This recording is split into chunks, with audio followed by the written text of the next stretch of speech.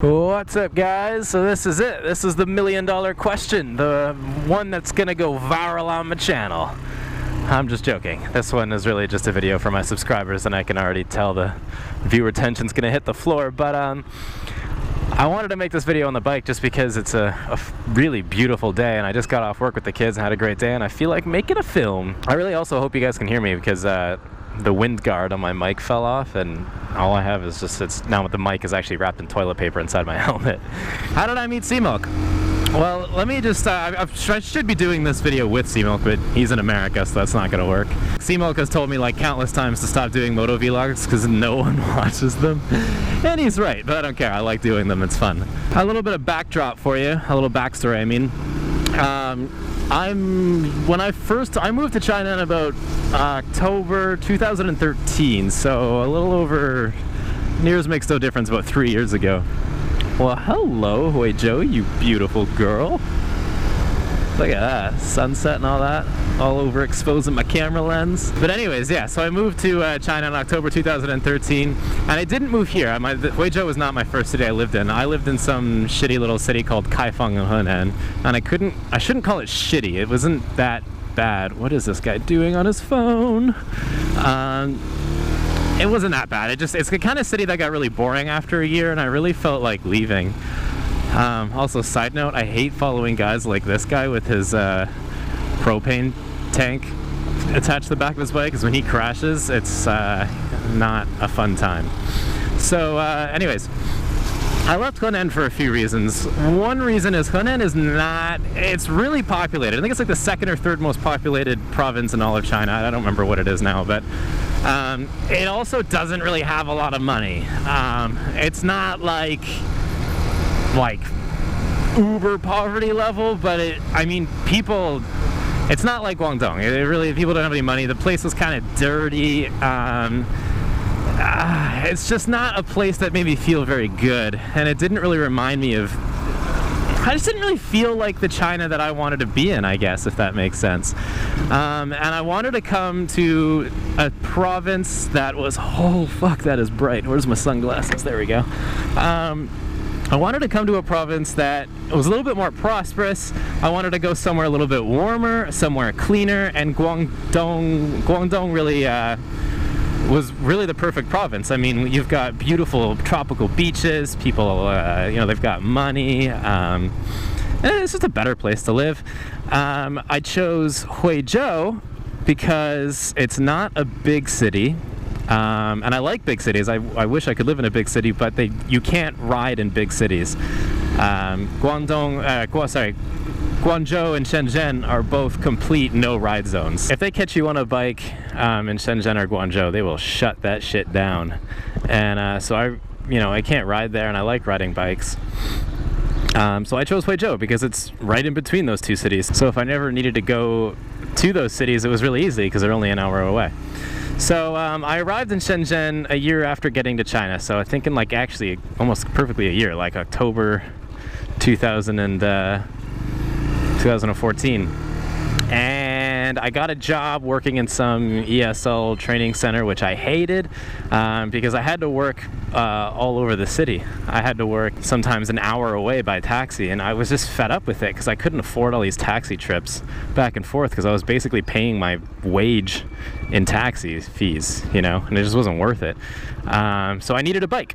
So I started asking foreigners around town, around Huizhou, if they knew anyone that sold bikes, if there was some little garage or somewhere I can get some, and they pointed me in the direction of Churchill Customs, and that is pretty much how I met Cmilk. We went to, I remember I got his WeChat, and I was, telling him I was interested in purchasing a vehicle, and so he told me to meet him at some Japanese restaurant, which is where we actually film a lot of our What's Up series, this one right here.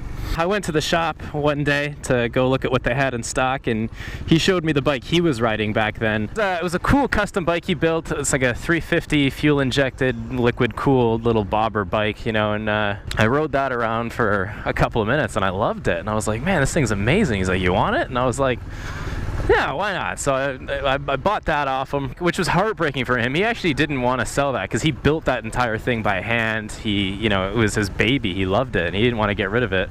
And so we started hanging out a lot.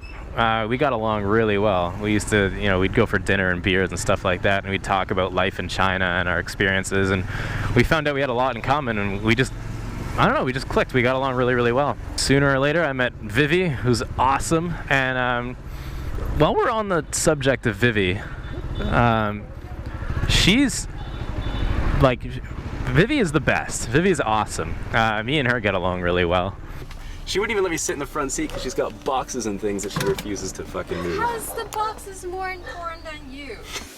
Ouch!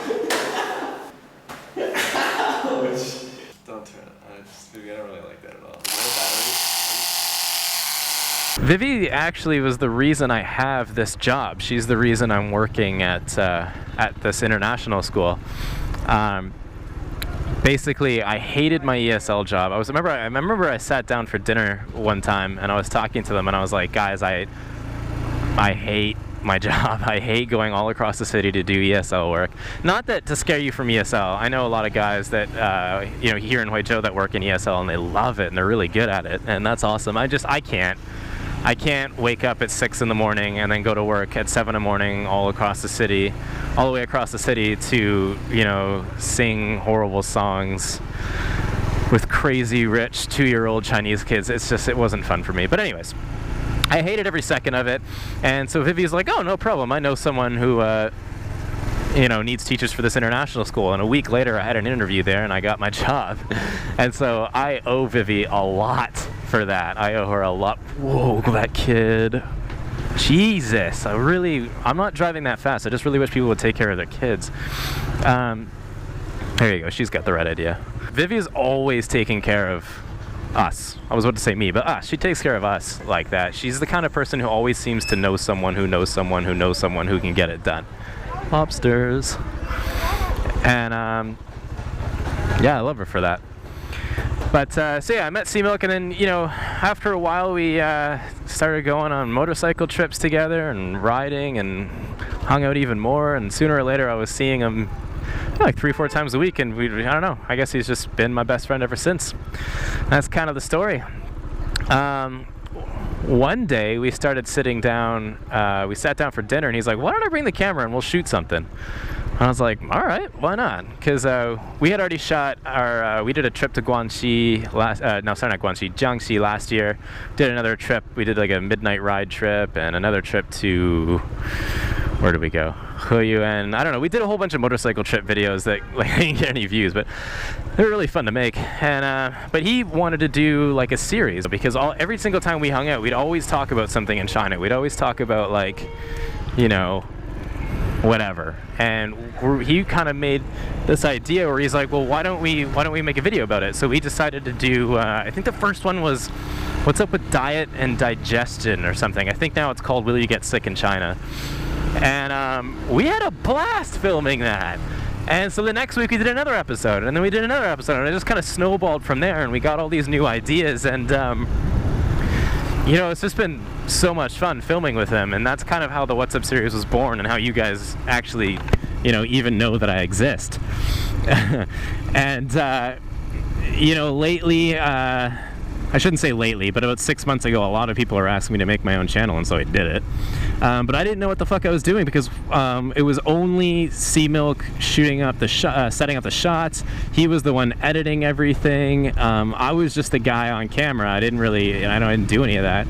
And so all of the videos you guys see me do, I am editing them. They are all my ideas, and it's me doing, you know, it's me doing the editing. But everything I learned is all from Cmilk.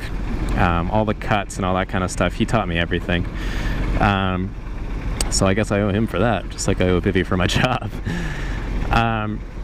We are making a lot of changes to the What's Up series. We did a video about that on Laudi 6. It's not out yet. Cmilk and I have to get around to editing that video, but him being in America kind of is difficult. A lot of people know who I am, but they're like, where the hell did you come from? Like, how did this whole thing happen? And that's, you know, it's a general story of how it all worked.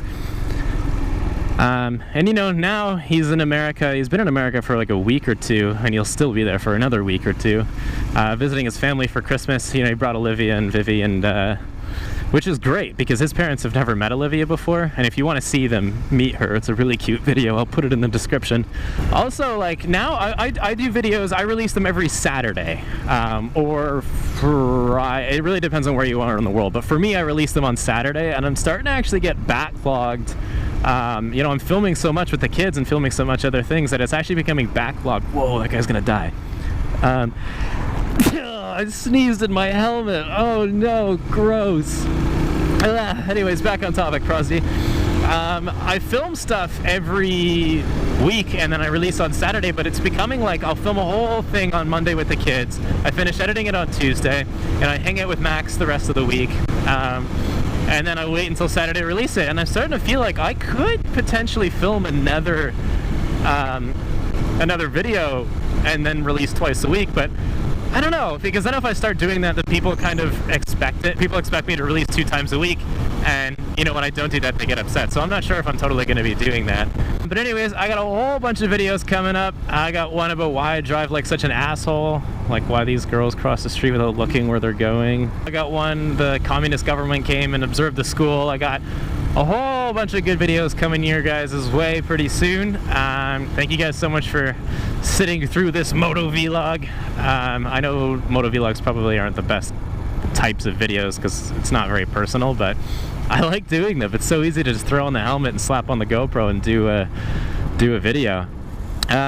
Anyways, that's my half interesting story about how I met Cmilk. Can't wait for Cmilk to get back to China so we can get back to work. Can't wait for you guys to check out my next video. Hope you guys have a great week. Stay smiling, stay positive, and see you guys next time.